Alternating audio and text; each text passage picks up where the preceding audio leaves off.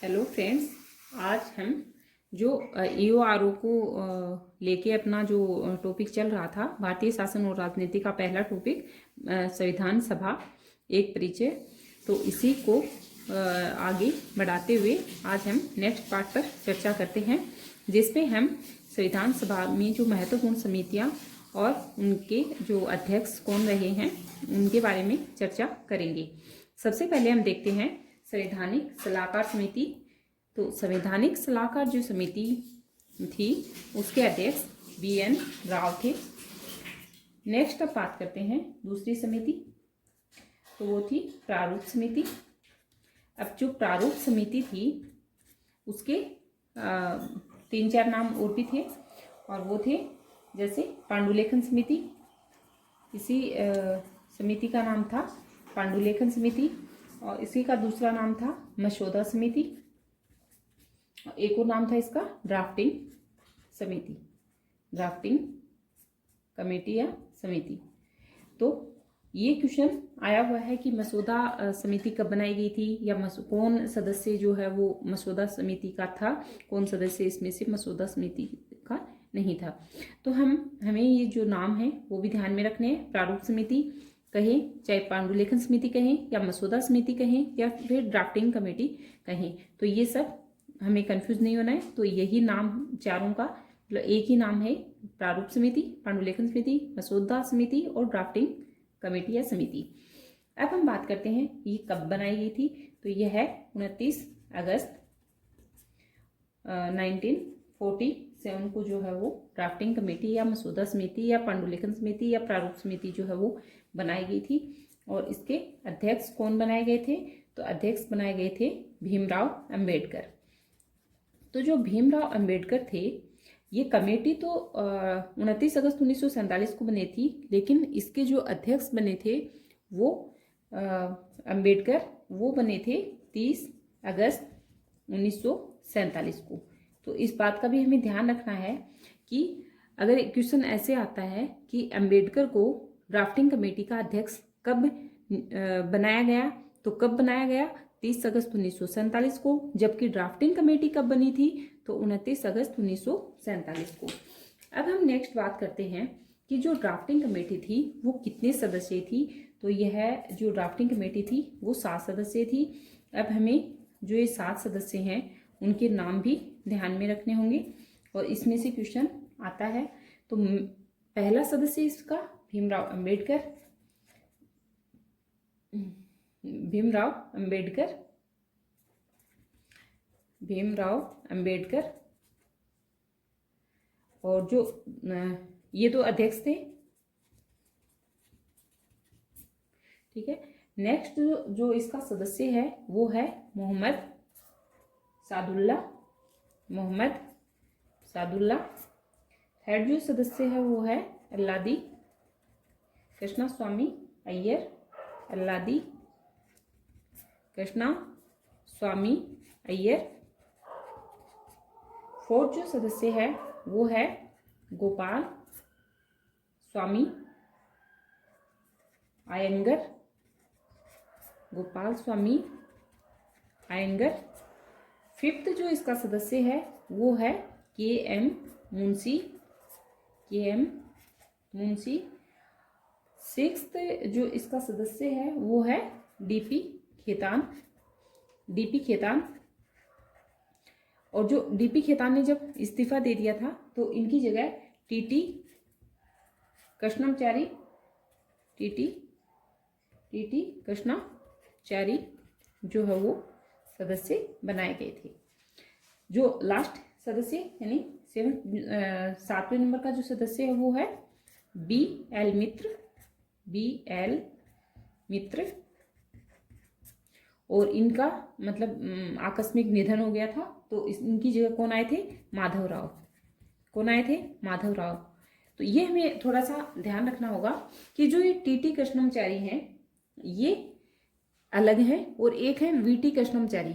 तो VT कृष्णमाचारी जैसा कि हमने कल की वीडियो में देखा था कि जो 11 दिसंबर 1946 को जो संविधान सभा की दूसरी बैठक हुई थी और जिनके अध्यक्ष जो है डॉक्टर राजेंद्र प्रसाद को बनाया गया था, और उसी में हमने चर्चा की थी कि 2 उपाध्यक्ष बनाए गए थे, जिसमें एक CH मुखर्जी और दूसरा था VT कृष्णमाचारी, जबकि ये हैं TT कृष्णमाचारी।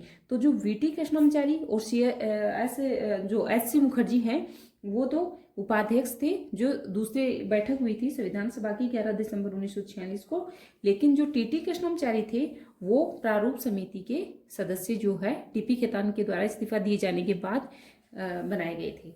अब हम थोड़ा सा देखते हैं कि जो KM मुंशी थे इनके बारे में एक बात और देखते हैं कि जो KM मुंशी थे इनकी अध्यक्षता में ही राजभाषा से संबंधित एक समिति बनाई गई थी, और उसी समिति में जो है वो हिंदी को जो है राजभाषा का दर्जा दिया गया था।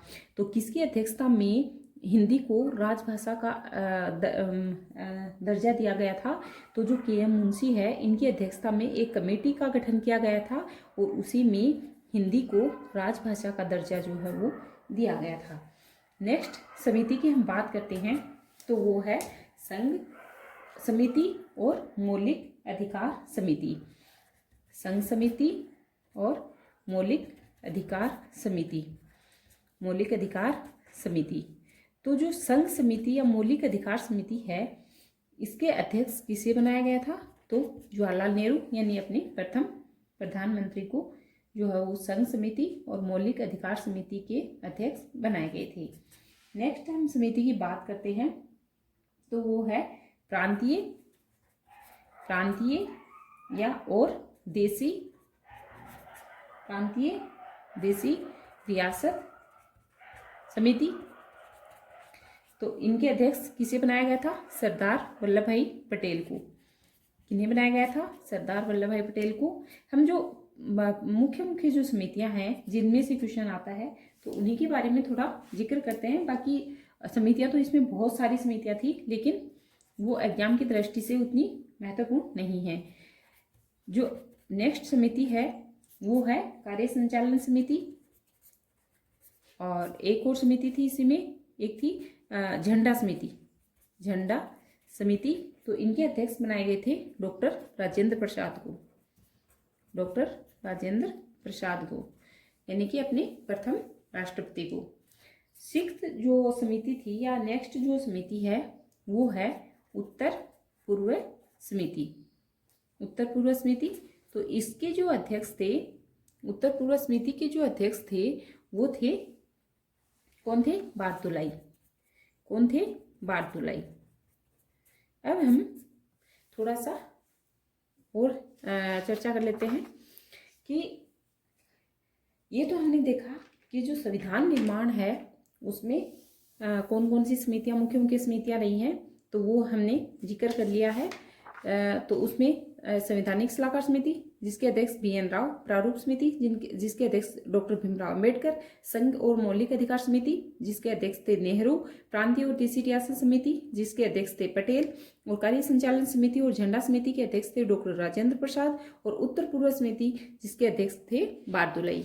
अब हम नेक्स्ट बात करते हैं कि संविधान सभा के निर्माण में कुल कितने सत्र हुए और इसमें कितने वाचन हुए, इसमें कितना खर्च हुआ, कितना समय लगा और कौन सी प्रक्रिया के द्वारा जो है संविधान का सभा का निर्माण हुआ। तो हम कुछ मेन पॉइंट्स जो है वो देख लेते हैं। जो संविधान सभा के निर्माण हुआ तो उसमें कुल कितने सत्र हुए? तो इसमें 12 सत्र हुए। और जो 12वां सत्र हुआ वो कब आयोजित हुआ? तो जो 12वां सत्र था वो 24 नवंबर 1950 को आयोजित हुआ। और आयोजित कब हुआ? 24 नवंबर 1950 को। और इस पर हस्ताक्षर कब हुए? तो इस पर हस्ताक्षर हुए थे 26 जनवरी 1950 को। अब हम नेक्स्ट बात करते हैं कि जो इसमें वाचन संविधान सभा के निर्माण में कुल कितने वाचन हुए? तो इसमें 3 वाचन हुए। ये भी एग्जाम की दृष्टि से इम्पोर्टेंट है कि इसमें कुल कितने वाचन हुए थे। तो इसमें 3 वाचन हुए थे, जो प्रथम वाचन, द्वितीय वाचन और तृतीय वाचन।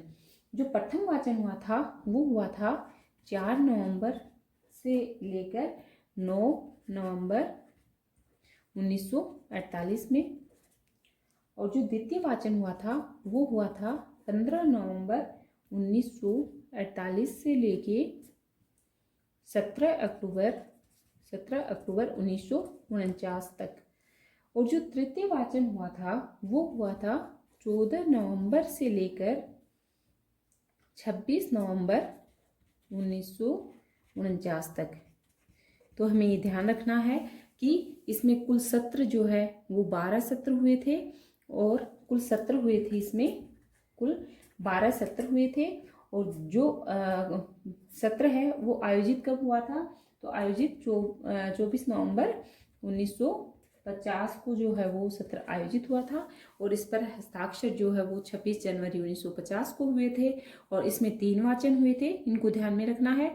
फर्स्ट वाचन जो हुआ था 4 नवंबर से 9 नवंबर 1948, द्वितीय वाचन 15 नवंबर 1948 से 17 अक्टूबर 1949 तक, और थर्ड वाचन जो हुआ था 14 नवंबर से 26 नवंबर 1949 तक। अब हम देखते हैं कि इसमें कितना खर्च और कितना समय और कौन सी प्रक्रिया जो है वो अपनाई गई थी।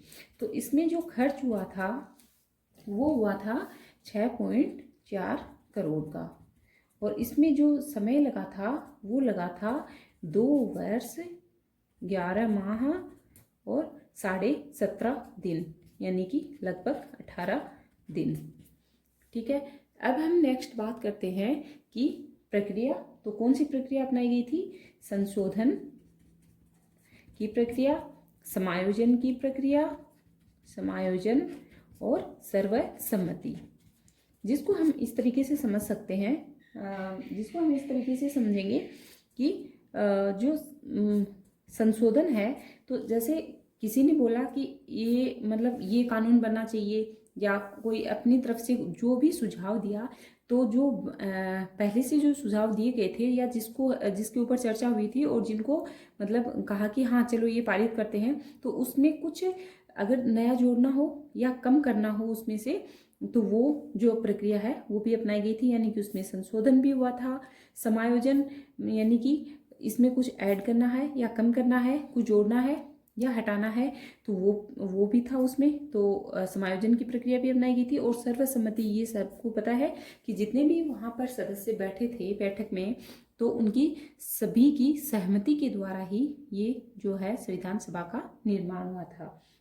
अब हम 2-3 आर्टिकल हैं जिनको थोड़ा एग्जाम की दृष्टि से महत्वपूर्ण है, इनको देख लेते हैं। 2 आर्टिकल हैं लास्ट में, और अपना ये वीडियो है ये यहीं पर स्टॉप करते हैं। एक तो आर्टिकल है 394 और एक है 393 और एक आर्टिकल है 395। तो ये आर्टिकल 3 इम्पोर्टेंट है एग्जाम की दृष्टि से, इनको थोड़ा सा देख लेते हैं।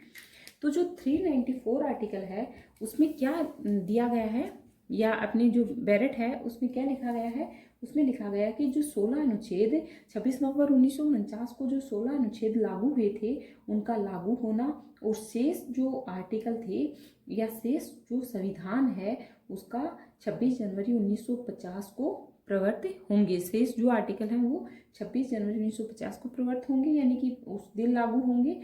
और 394 जो आर्टिकल है इसमें लिखा गया है कि जो 16 अनुच्छेद हैं, जो 16 आर्टिकल, यानी कि मैंने 16 आर्टिकल इसमें देखें तो कौन कौन से आर्टिकल हैं।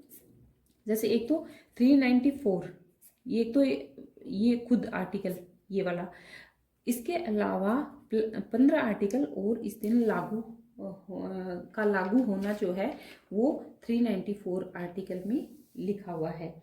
तो इसमें जो हम देख लेते हैं थोड़ा सा कि 15 आर्टिकल कौन कौन से हैं। तो नागरिकता वाले आर्टिकल जो है वो आ जाएंगे इसमें सारे, यानी कि 5 आर्टिकल 5, 6, 7, 8, 9।